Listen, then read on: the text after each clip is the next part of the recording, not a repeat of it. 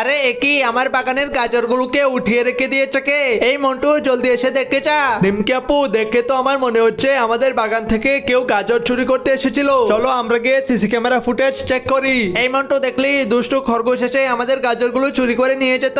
দাঁড়া, ওদেরকে ধরার একটা ব্যবস্থা করতে হবে। এই তো এই খাঁচার ভেতরে গাজর রেখে দিয়েছি। এখন খরগোশ যখন গাজর খেতে আসবে তখনই সে খাঁচার ভেতরে আটকে যাবে।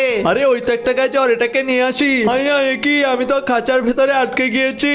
নিমকি আপু প্লিজ আমাকে ছেড়ে দাও না, আমার মা তো অনেক অসুস্থ। আমি তো আমার মায়ের খাবারের জন্য তোমার এখান থেকে গাজর চুরি করে নিচ্ছিলাম। এই মন্টু, শুনলি খরগোশটা কি বলছে? খরগোশের মায়ের কথা শুনে তো আমারও অনেক খারাপ লাগছে। আচ্ছা খরগোশ, তুমি যত খুশি আমাদের বাগান থেকে গাজর নিয়ে যাও, আমরা তোমাকে এখনই ছেড়ে দিচ্ছি। আর বন্ধুরা, তোমরাও খরগোশের মায়ের জন্য লাইক সাবস্ক্রাইব করে দাও। ভারী বৃষ্টিপাতে আমাদের ঘর বাড়িতে সব পানির নিচে তলিয়ে গেল। আমি তো আমার মা বাবা বোন সবাইকে হারিয়ে ফেলেছি। এখন আমি তাদেরকে কোথায় খুঁজে পাবো?